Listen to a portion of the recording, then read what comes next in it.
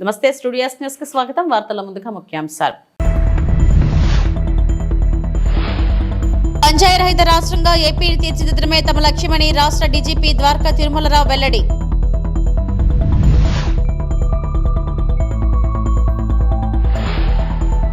జర్నలిస్టులపై అభ్యంతరకర వ్యాఖ్యలు చేసిన గుంతకల్లు టీడీపీ ఎమ్మెల్యే గుమ్మనూరు.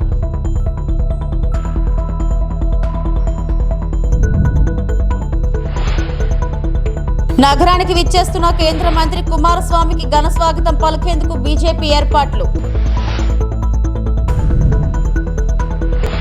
గంజాయి రహిత రాష్ట్రంగా ఏపీని తీర్చిదిద్దడమే తమ లక్ష్యమని రాష్ట్ర డీజీపీ ద్వారకా తిరుమలరావు అన్నారు. అనకాపల్లి జిల్లాలో వివిధ కేసుల్లో 2022 నుండి ఇప్పటి వరకు పట్టుకున్న 34,419 కేజీల గంజాయి, 39 కేజీల లిక్విడ్ గంజాయిని పరవాడ ఫార్మాసిటీలోని కోస్టల్ వేస్ట్ మేనేజ్మెంట్ ప్రాజెక్టులో ధ్వంసం చేశారు. ఈ సందర్భంగా డీజీపీ మాట్లాడుతూ గంజాయిని సమూలంగా నిర్మూలించడానికి ఈగల్ టాస్క్ ఫోర్స్ ను ఏర్పాటు చేసి ఐజీ అధికారిని నియమించామన్నారు. తనిఖీలు పెంచామని, చెక్ పోస్టుల వద్ద ఏజెన్సీలో గంజాయి పంటని డ్రోన్ సాయంతో ధ్వంసం చేసే పనులు జరుగుతున్నాయని చెప్పారు. ఒడిశా సరిహద్దు ప్రాంతంలో గంజాయి సాగు ఉందని, గంజాయి పండించే గిరిజనులను చైతన్యవంతం చేస్తున్నామన్నారు. యువత గంజాయి మహమ్మారికి బానిసలుగా మారొద్దని కోరారు.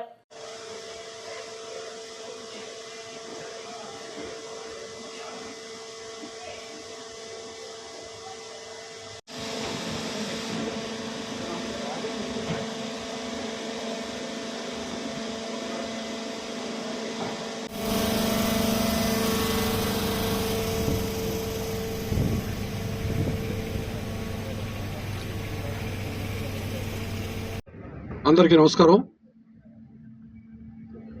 ఆంధ్రప్రదేశ్ రాష్ట్రాన్ని డ్రగ్స్ గంజాయి రహిత రాష్ట్రంగా చేయాలనే ఉద్దేశంతో ప్రభుత్వం ఏర్పడుతూనే ఒక కేబినెట్ సబ్ కమిటీని ఏర్పాటు చేసి 5 కేబినెట్ మంత్రుల ఆధ్వర్యంలో హోంమంత్రి గారు, HRD minister, excise minister, health minister, tribal welfare minister 5 ఆధ్వర్యంలో ఒక కేబినెట్ సబ్ కమిటీ ఏర్పాటు చేయడం. ఆ కేబినెట్ సబ్ కమిటీ అనేక దఫాలుగా స్టేక్ హోల్డర్స్ అందరితో కూడా మీటింగ్ కండక్ట్ చేయడం, ఏ విధంగా కార్యాచరణ పథకం చేయాలని చెప్పి ప్రణాళిక తయారు చేసుకోవడం. అందులో భాగంగా ఈగిల్ అనేటువంటి సంస్థని ఏర్పాటు చేయడం, దానికి ఒక ఐజీ స్థాయి అధికారిని నియమించడం, ఆయనతో పాటు ఎస్పీని ఇంకా అనేక మంది అధికారులు ఆల్రెడీ కేటాయించడం జరిగింది. వారికి ఈ యాంటీ నార్కోటిక్ ఎన్ఫోర్స్మెంట్ చేసినందుకు గాను, ఈ వర్క్ అంతా చూసినందుకు గాను అడిషనల్ ఇన్సెంటివ్ కూడా ఇవ్వడం జరిగింది. అంటే ఏ విధంగా అయితే మనం నక్సలైట్ కార్యక్రమాల్ని అణిచివేయడానికి గ్రే హౌండ్స్ తయారు చేసుకున్నాము, ఇంతకుముందు ఎర్రచందనాన్ని కంట్రోల్ చేయడానికి రెడ్ సాయిల్ టాస్క్ ఫోర్స్ తయారు చేసాం, వాళ్ళకి ఏ విధంగా అయితే ఇన్సెంటివ్ ఇచ్చాము, ఇది చాలా ప్రాధాన్యత అంశం అనే ఉద్దేశంతో ప్రత్యేకమైనటువంటి ఇంపార్టెన్స్ ఇస్తూ దీనికి ఎక్స్ట్రా అలవెన్స్ కూడా ఇవ్వడం జరిగింది, ఇన్సెంటివ్స్ ఇవ్వడం జరిగింది. ఇందులో భాగంగా సాగుని కంట్రోల్ చేయడం, అంటే ఎక్కడైనా సరే గంజాయి సాగు ఉంటే దాన్ని పూర్తిగా ఆపేయటం, రవాణాని అరికట్టడం, కన్సంప్షన్ ఆపడం, అంటే లాస్ట్ లెవెల్ అన్ని చోట్ల కూడా కంట్రోల్ చేయాలనే ఉద్దేశంతో మనం కార్యక్రమం ప్రారంభిస్తే, ఈ మధ్య కాలంలో మీరు చూశారు పాడేరు ఏరియాలో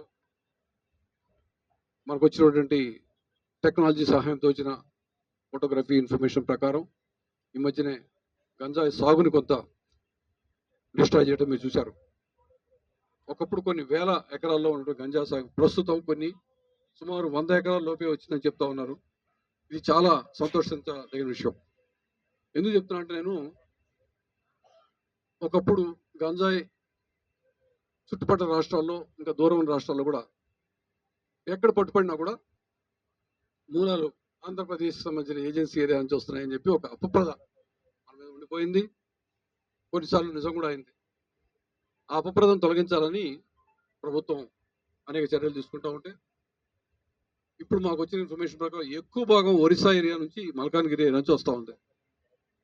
ఈ మధ్యనే ఒరిస్సా ఆఫీసర్స్తోనూ తెలంగాణ ఆఫీసర్స్తోనూ కూడా సమావేశం జరపడం జరిగింది. మేము కూడా ఈ మధ్య డీజీస్ కాన్ఫరెన్స్ జరిగినప్పుడు అది డీజీస్ కాన్ఫరెన్స్ భువనేశ్వర్లో జరిగింది. ఒరిస్సా డీజీ గారితో మాట్లాడటం, తెలంగాణ డీజీ గారితో మాట్లాడడం జరిగింది. వీటికి సంబంధించి ఎప్పటికప్పుడు సమాచారాన్ని ఎక్స్చేంజ్ చేసుకుంటూ ఆపరేషన్స్ కూడా చేయడానికి ఏ విధంగా వెనకాడమని చెప్పాం. ఇదే విధంగా చెన్నైలో ఈ మధ్య సదరన్ జోన్ మీటింగ్ జరిగినప్పుడు వాళ్ళందరికీ చెప్పాం, మీకు సంబంధించిన గంజాయికి సంబంధించిన ముద్దాయిలు ఎవరన్నా మా రాష్ట్రంలో ఉంటే, మా రాష్ట్రానికి సంబంధించిన వాళ్ళు ఎవరు ఉంటే చెప్పండి, మేమే మీకు పట్టించేస్తాం. అంటే మాకే విధమైనటువంటి అభ్యంతరాలు లేవు. ఆల్రెడీ మీకు ఎవరైనా వాంటెడ్ క్రిమినల్స్ అది కూడా ఇస్తాం, మాకు ఎవరైనా వాంటెడ్ క్రిమినల్స్ ఉంటే మీ దగ్గర ఇవ్వండి అని చెప్పడం జరిగింది. ఆ విధంగా యాక్షన్ తీసుకుంటా ఉన్నాం. ఒకటి గంజాయి సాగుని ట్రాన్స్పోర్ట్ని కంట్రోల్ చేయడం ఒకటైతే, రెండవది చైతన్యవంతులు చేయడం ప్రజల్ని, రైతుల్ని కూడా, ఆ ప్రాంతంలో రైతుల్ని. జర్నలిస్టులపై అభ్యంతరకర వ్యాఖ్యలు చేసిన గుంతకల్లు టీడీపీ ఎమ్మెల్యే గుమ్మనూరు జయరాంపై జర్నలిస్టు సంఘాలు బగ్గుమంటున్నాయి. తనపై వార్తలు రాస్తే రైలు పట్టాలపై పడుకోబెడతానంటూ బహిరంగంగా ఆయన హెచ్చరికలు జారీ చేయడం చర్చనీయాంశంగా మారింది. ఈ క్రమంలో జర్నలిస్టులను రైలు పట్టాలపై పడుకోబెడతా అంటూ గుమ్మనూరు జయరాం వార్నింగ్ ఇవ్వడం దుర్మార్గం అని అన్నారు. ఏమన్నా అనుకోవచ్చు, మీడియా ప్రతి మీడియాకి ఏ ఛానల్కైనా అడగండి. ఉందా క్వశ్చన్ ఉందా? ఏం పర్వాలేదు, ఫ్రెండ్లీగా అడుగుదాం. ఫ్రెండ్లీగానే, శత్రుత్వం వద్దు, ఫ్రెండ్లీగానే.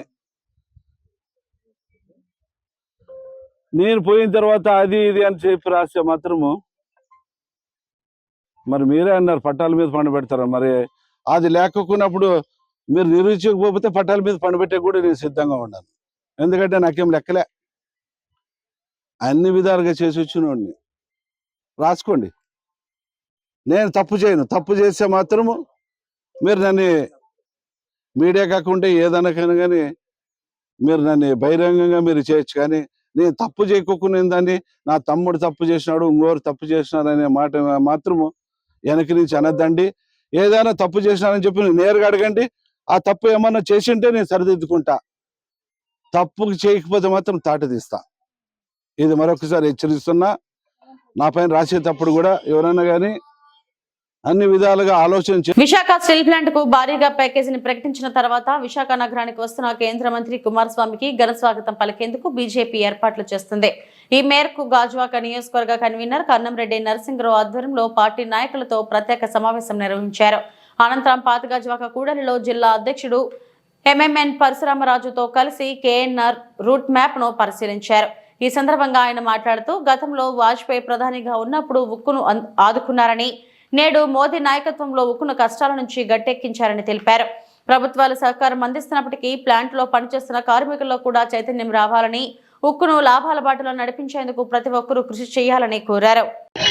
మన దేశ ప్రధానమంత్రి శ్రీ నరేంద్ర మోదీ గారు విశాఖ ఉక్కు కర్మాగారానికి పునరుద్ధరణ ప్యాకేజీ 11,440 కోట్లు కేటాయించారు. ఆయనకి ప్రత్యేకమైన ధన్యవాదాలు తెలియజేస్తూ, ఈ యొక్క ప్రకటన జరిగిన తర్వాత మొదటిసారిగా కేంద్ర ఉక్కు శాఖ మంత్రివర్యులు శ్రీ కుమారస్వామి గారు, అదేవిధంగా సహాయ మంత్రివర్యులు గారు శ్రీ శ్రీనివాస్ వర్మ గారు మొట్టమొదటిసారిగా రేపు ఉదయం 30వ తేదీ ఉదయం 8 గంటలకి విశాఖ విమానాశ్రయానికి వస్తున్నారు. ఈ యొక్క విమానాశ్రయానికి వస్తున్నట్టు వారిద్దరికీ కూడా ఘనస్వాగతం పలకాలని మా జిల్లా అధ్యక్షులు శ్రీ పరశురామరాజు గారి ఆధ్వర్యంలో ఈరోజు సమావేశం ఏర్పాటు చేసుకున్నాం. రేపు ఉదయం 8:30 గంటలకి కేఎన్ఆర్ గారు చెప్పినట్టు, నాకు గుర్తుపోలేదు, కేఎన్ఆర్ గారు చెప్పినట్టు మార్నింగ్ 8:30కి మనకి కుమారస్వామి గారు, మన కేంద్ర మంత్రి కుమారస్వామి గారు, అలాగే శ్రీనివాస్ వర్మ గారు ఇద్దరు కూడా మనకి ఇచ్చేయడం జరుగుతుంది. విశాఖ హక్కు ఆంధ్రుల హక్కు అనే నినాదంతో స్టార్ట్ చేసిన మనందరికీ అది విశాఖపట్నానికి జీవనాడి. అటువంటి విశాఖపట్నం కష్టాల్లో ఉన్నప్పుడు కేంద్ర ప్రభుత్వం నరేంద్ర మోడీ గారు, అలాగే ఇక్కడ ఉన్న రాష్ట్ర సభ్యులందరూ కూడా, మన అలాగే కూటమి నాయకులు అందరూ కూడా కష్టపడి దీన్ని తీసుకురావడం జరిగింది. ఈ ప్యాకేజ్ ఏదైతే 11,440 కోట్లు ఇచ్చారో దాంతో విశాఖ ఉక్కు మరి పురోగతి రావాలని కోరుకున్నాం. ముఖ్యంగా నేను ఎంప్లాయీస్ తెలియజేసేది ఏంటంటే, రిచ్ పాఠశాలలో వారి వైజ్ఞానిక విజ్ఞాన ప్రదర్శన చూపరులను విశేషంగా కట్టుకుంది. ఫస్ట్ స్టాండ్ నుంచి 10th స్టాండర్డ్ వరకు విద్యార్థులు తయారు చేసి ప్రదర్శించిన వివిధ రకాల ఆకృతులు సందర్శకులను కట్టిపడేశాయి. అనకాపల్లి జిల్లా Sabbavaram head quarters current office వెనుక ఉన్న సన్ రిడ్జ్ ఇంగ్లీష్ మీడియం పాఠశాలలో ఫిబ్రవరి నెలలో రాబోయే సైన్స్ డే ను పురస్కరించుకొని నేటికి వరుసగా 6 పర్యాయాలు ఏర్పరిచిన వైజ్ఞానిక ప్రదర్శన బుధవారం స్థానిక Sabbavaram police station house officer Pinninti Ramana తిలకించారు. విద్యార్థులు తయారు చేసిన సుమారు 200 వివిధ రకాల ప్రదర్శనలను తిలకించారు. అనంతరం ఆయన మాట్లాడుతూ ఇక్కడ విద్యార్థులు తయారు చేసిన ప్రదర్శన అద్భుతంగా ఉందని, అమోఘమని కితాబునిచ్చారు.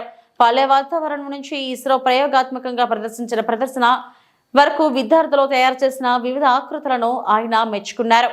ఈ కార్యక్రమంలో సిఐతో పాటు వార్డు మెంబర్ చిత్రాడ శ్రీను, పాఠశాల యాజమాన్యం, విద్యార్థి తల్లిదండ్రులు తదితరులు పాల్గొన్నారు.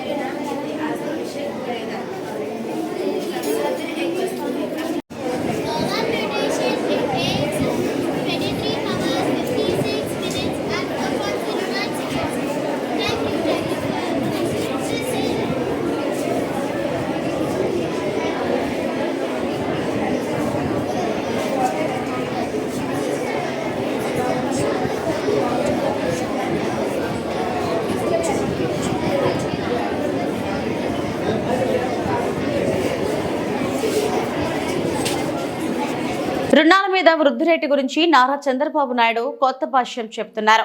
2013-14లో రాష్ట్ర విభజన సమయంలో 4,64,272 కోట్ల జీఎస్టీ ఉంది.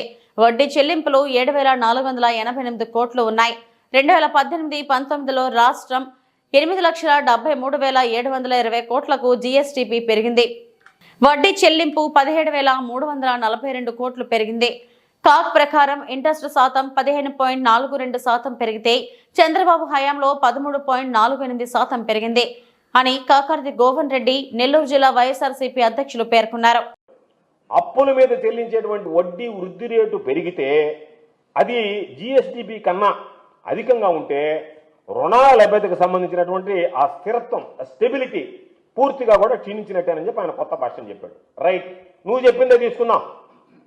రుణాల మీద కనుక పెరిగితే, వృద్ధి రేటు పెరిగితే జీఎస్టీపీ కన్నా అది రాష్ట్రానికి మంచిది కాదు, రాష్ట్రం యొక్క ఆర్థిక పరిస్థితి క్షీణించినట్టు అని చెప్పి కొత్త భాషను చెప్పావు. నువ్వు చెప్పినటువంటి దాన్ని ఒప్పుకుందాం, నువ్వు చెప్పిందే తీసుకుందాం. నువ్వు చెప్పిందే అది కొత్త భాష్యం చెప్పావు, నువ్వు కరెక్టే. కానీ నువ్వు చెప్పినటువంటి దాన్ని పరిశీలిస్తే ఒక్కసారి వాస్తవం చూస్తే 2013-14లో రాష్ట్రం విభజించినప్పుడు 4,64,272 కోట్ల రూపాయలు ఉంది జీఎస్టీ. ఆ తర్వాత వడ్డీ చెల్లింపులు 7,488 కోట్ల రూపాయలు వడ్డీ చెల్లింపులు ఉన్నాయి దాని మీద, ఇంట్రెస్ట్ పేమెంట్. ఆ తర్వాత 2018-19 మధ్యకి వచ్చినప్పటికీ రాష్ట్ర జీఎస్డీపీ ఏమో 8,73,720 కోట్లకు పెరిగింది నీ హయాంలోనే. కానీ ఇంట్రెస్ట్ పేమెంట్ ఎంత పెరిగింది? 15,342 కోట్ల రూపాయలకు పెరిగింది. దాని ప్రకారం కాకు ఇచ్చినటువంటి రిపోర్ట్ ప్రకారం ఇంట్రెస్ట్ రేషియో 15.42% పెరిగితే నీ జీఎస్డీపీ నీ హయాంలో 13.48% పెరిగింది. అంటే నువ్వు చెప్పినటువంటి వడ్డీ వృద్ధి రేటు పెరిగితే జీఎస్టీపీ కన్నా అది రాష్ట్రంలో మంచి పరిపాలన కాదని చెప్పినటువంటి నీ నోటితోనే నీ హయాంలో నువ్వు గద్దెనెక్కి నువ్వు గద్దె దిగేటప్పటికీ జీఎస్టీ దానికి సంబంధించినటువంటి ఇంట్రెస్ట్ పర్సంటేజ్ పెరిగింది, జీఎస్టీపీ గ్రోత్ తగ్గింది. దీనికి ఏమి సమాధానం చెప్తావు? ఇది అరాచక పాలన అది ఒప్పుకుంటావా? 2014 ముందు నేను చెప్పినటువంటి విధంగానే గతంలో నేను పరిపాలించినటువంటి 5 సంవత్సరాల్లో నేనే అరాచకమైనటువంటి పాలనకు శ్రీకారం చుట్టా అరాచకమైనటువంటి పాలన రాష్ట్రంలో జరిగింది. కాబట్టి దానికి నేను బాధ్యుడిని అని చెప్పేటువంటి మాట నీ నోటికుండా రాకుండా నువ్వు కొత్త అని చెప్పడం, అవి తీరా చూస్తే నీకు అన్వయించుకునేటప్పటికీ నువ్వు తప్పించుకుని పారిపోయేటువంటి పరిస్థితి. ఈ ఫిగర్ కాగ్ ఇచ్చినటువంటి ఫిగర్. దీని ప్రకారం నువ్వు చెప్పిందే వాస్తవం అయితే ఆ చెప్పిందంటూ నీ తప్పు ఉందా లేదా? నువ్వు చేసినటువంటిది తప్పు కాదా, అది అరాచకమైనటువంటి పాలన నువ్వు ఒప్పుకుంటున్నావా, దానికి సమాధానం చెప్పాలి. నిరంతరం లేస్తే అబద్ధాలు చెప్పడం, ప్రజల్ని ఏదో ఒక విధంగా తను ఏదో పెద్ద అలివి కాని ఆర్థిక శాస్త్రవేత్త అన్నట్టుగా రకరకాలైనటువంటి మాటలు మాట్లాడి ఏదో ఒక విధంగా దీంట్లో నుంచి తప్పించుకొని పారిపోవాలనేటువంటి ఒక దుర్మార్గమైనటువంటి ఆలోచన, డ్రామాలు, గిమ్మిక్లు రోజు చూసేవే, కొత్తవేం కాదు ప్రతిరోజు. కాబట్టి 9 నెలలు గడిచినా రకరకాలైనటువంటి చెప్తున్నావు కానీ ఒక్కటి కూడా ఆధారం చూపించలేకపోతే. బీఆర్ఎస్ వర్కింగ్ ప్రెసిడెంట్ కేటీఆర్ నల్గొండ బీఆర్ఎస్ రైతు ధర్నాలో చేసిన వ్యాఖ్యలకు మంత్రి కోమిటిరెడ్డి వెంకటరెడ్డి కౌంటర్ ఇచ్చారు. 10 ఏళ్లుగా నల్గొండను పట్టించుకోకుండా ఇప్పుడు ఏ మొహం పెట్టుకుని వచ్చారంటూ కేటీఆర్ ను ప్రశ్నించారు ఆయన. బుధవారం కోమిటిరెడ్డి మీడియాతో మాట్లాడారు. కాలి గోటికి సరిపోరు. నువ్వు ఆయన కేసీఆర్ అల్లుడని చెప్పి ఆయన లీడర్ అయ్యిండు, నువ్వేమో కేసీఆర్ కొడుకని లీడర్ అయినావు. మా ఆయన ఏం చేస్తాడు, వ్యవసాయం చేసుకుంటాడు. ఎట్లయినా నేను 5 సార్లు ఎమ్మెల్యేకి ఒకసారి ఎంపీగా, నువ్వు మొన్న నీ ఎందుకు పార్లమెంట్ ఎన్నికల్లో నా కాన్ఫిడెన్స్ నేను 1 గంట కూడా ప్రచారం చేయలే. 60,000 మెజార్టీ వచ్చింది మా రఘువీర్ రెడ్డికి. నువ్వు సిరిసిల్లలో 10,000 కోట్లు అభివృద్ధి చేసుకున్నావు కదా, 6,000 మైనస్ ఎందుకు వచ్చింది? 6,000 బండి సంజయ్కి లీడ్ ఎందుకు వచ్చింది? బీజేపీతో కుమ్మకైనావా, లేకపోతే ప్రజలు నీ ముఖం చూడలేక వేరే పార్టీకి ఓటేసినా? అందుకనే నీ కెపాసిటీ కోమటిరెడ్డి వెంకరెడ్డి పేరు తీసుకునే నైతిక హక్కు లేదు. కోమటిరెడ్డి వెంకరెడ్డి అంటే నీతి నిజాయితీకి మారు పేరు. 30 ఏళ్ళలో ఒక్కసారి నా పేరు వచ్చింది, నాది ఎక్కడైనా కబ్జాలు చేసి దోసుకున్నాను. నువ్వు ఫార్ములా రేసు, ఈ రేసు గుర్రాలు, బిల్డర్ల గుర్రాలు, ధరణి మీద 2-3 లక్షల కోట్లకి వెళ్తుంది. నీ ఆస్తులన్నీ మొత్తం పక్కాగా బయటపడితే ఒక్కొక్కటి బయటపడి కోర్టుకు పోయి, సుప్రీంకోర్టుకు పోయి కోట్ల రూపాయలు అడ్వకేట్లను పెట్టి నా మీద ఒక చిన్న కేసు అన్న ఉన్నదా? అవినీతి వరకు ఉన్నదా? 3 ఏళ్ళ పదవి వదిలిపెట్టుకున్నాన్ని మీ నాయనలాగా రాజీనామా చేయ, by election, collection, re election, by election. నేను రాజీనామా చేసినంటే మళ్ళీ చెప్పిన, ఆ రోజు చెప్పిన, గవర్నర్ ఇంటి ముందర చెప్పిన, తెలంగాణ రాష్ట్రం వస్తుంది, వచ్చినప్పుడే మంత్రి అయితే అప్పటిదాకా మంత్రి పదవి తీసుకొని ఉన్నా. అందుకనే ఆ బచ్చగాల గురించి మాట్లాడకు. నేను ఒకటే చెప్తున్నా, కేటీఆర్ నువ్వు మీ బావ కలిసి మీ నాయనని ప్రతిపక్ష నాయకుడిగా వస్తావా రావా నెక్స్ట్ అసెంబ్లీ సెషన్కు, బడ్జెట్ సెషన్కి అడుగు. రాకుంటే నువ్వు హరీష్ రావు కొట్టుకుంటున్నావు, కత్తులు పెట్టుకొని కొడుచుకుంటున్నావు, నాకు కావాలని. ఆయన ఎట్లా వస్తట్టు లేడు. మా ముఖ్యమంత్రి గారు మొన్న బాగా చెప్పిండు, కొడంగల సర్పంచ్ 4 రోజులు ఊళ్ళలోకి రాకపోతే తర్వాత వస్తే రాళ్ళ తీసుకొని ఎడబడతారు సర్పంచ్ ఎమ్మడి. ప్రతిపక్ష నాయకుడు 13 నెలలు అసెంబ్లీకి రాకుండా ఏం చెప్పాలి? అవసరం ఆయనకు ఆ పోస్టు? నువ్వు మీ బావ తీసుకొని కొట్లాడు, అప్పుడు మీకు సమాధానం చెప్తావు. నువ్వు ఎమ్మెల్యేవు, నువ్వు డిప్యూటీ లీడర్ కాదు, నీ కార్యవర్గం లేదు. బీఆర్ఎస్ ఎల్పీ కార్యవర్గం లేని కేటీఆర్ జూనియరు వాళ్ళ ఆయన పేరు చెప్పి ఎమ్మెల్యేను, ఆయనకు నేను సమాధానం చెప్పా. కేసీఆర్ అంబేద్కర్ కోనసీమ జిల్లా అమలాపురం ఎమ్మెల్యే ఐతాబత్తుల ఆనందరావు మాట్లాడుతూ, ముఖ్యమంత్రి చంద్రబాబు నాయుడు భవిష్యత్తులో అనేక పర్యాయాలు ఈ రాష్ట్రానికి ముఖ్యమంత్రిగా ఉంటేనే తెలుగు ప్రజల సంపద, రాష్ట్ర ఆర్థిక పరిస్థితి సింగపూర్ను దాటి అభివృద్ధి చెందుతుందన్నారు. ప్రపంచ దేశాలలో తెలుగు ప్రజలకు గుర్తింపు తెచ్చిన వ్యక్తి చంద్రబాబు నాయుడు అని కొనియాడారు. లోకేష్ బాబు భవిష్యత్తులో పార్టీని రక్షించి ముందుకు నడిపించే నేత అని అన్నారు. ఆంధ్రప్రదేశ్ అభివృద్ధిని ప్రపంచ దేశాల సరసన నిలబెడుతున్న నేత లోకేష్ బాబు అని అన్నారు. ఆంధ్రప్రదేశ్ రాష్ట్రంలో చంద్రబాబు నాయుడు గారి కృషితో, చంద్రబాబు నాయుడు గారి యొక్క పట్టుదలతో, ముందు చూపుతో సంపద సృష్టించే ఆయనకున్న గొప్ప లక్షణంతో సుమారు 11,70,000 కోట్ల రూపాయలు ఆ రోజు పెట్టుబడులు రాష్ట్రానికి తేవడం జరిగింది. అలాగే సుమారుగా 40,000 ఆ రోజు 4 లక్షల మందికి ఉపాధి రావడం జరిగింది. అలాగే అదే తర్వాత వచ్చి జగన్మోహన్ రెడ్డి గవర్నమెంట్లో ఆ కంపెనీలన్నీ ఈ యొక్క నాయకులు, వైసీపీ నాయకుల యొక్క డిమాండ్ తట్టుకోలేక, జిఎస్టీ తట్టుకోలేక ఆ కంపెనీలన్నీ పారిపోయి అంటే విధ్వంసకర పాలన మీది, అభివృద్ధి పాలన చంద్రబాబు గారు దాని సందర్భంగా తెలియజేసుకుంటున్నాను. అలాగే మరి ఈరోజు కూటమి ఏర్పడినటువంటి ఈ 7 నెలల కాలంలో సుమారుగా 5 లక్షల కోట్ల పెట్టుబడులు వచ్చాయి. 40,000 మందికి ఉపాధి వచ్చింది.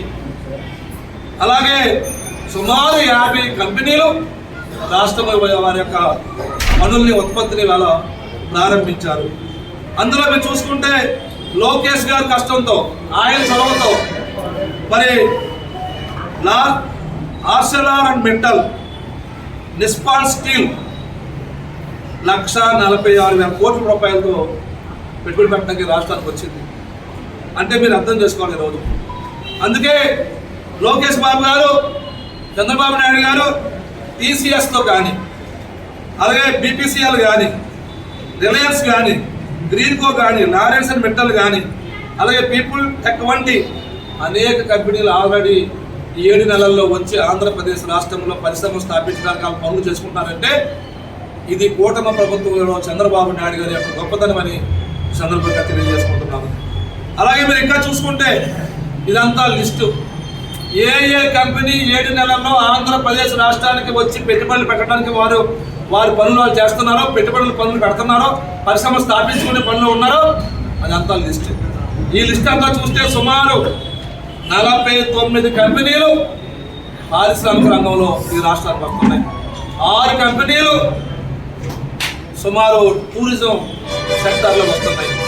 అంటే పారిశ్రామిక రంగంలో 7,87,789 కోట్ల రూపాయలు 7 నెలల్లో వచ్చింది. అంటే అలాగే టూరిజం రంగంలో 6,178 కోట్లు వచ్చిందంటే ఇది కేవలం చంద్రబాబు నాయుడు గారి ప్రతిభ, చంద్రబాబు నాయుడు గారి ముందు చూపు, సంపద సృష్టించి ఆంధ్రప్రదేశ్ రాష్ట్ర ప్రజల తలసరాదాయాన్ని పెంచాలని చంద్రబాబు నాయుడు పట్టుదల ఇది వెనకాల ఉన్నదన్న విషయాన్ని ఆంధ్రప్రదేశ్ రాష్ట్రంలో ఉన్న ప్రతి పౌరుడి వేళ గమనించాలని కోరుకుంటున్నాను.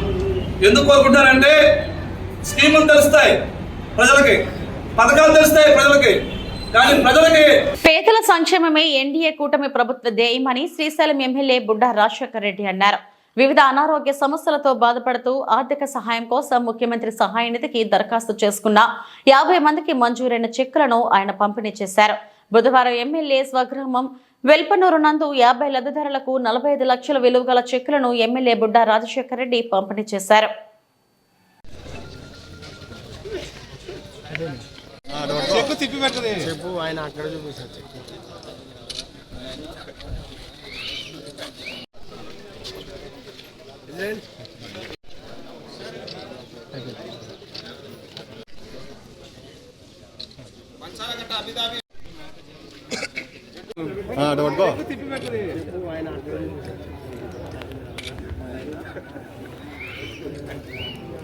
అయిపోయిందిరా.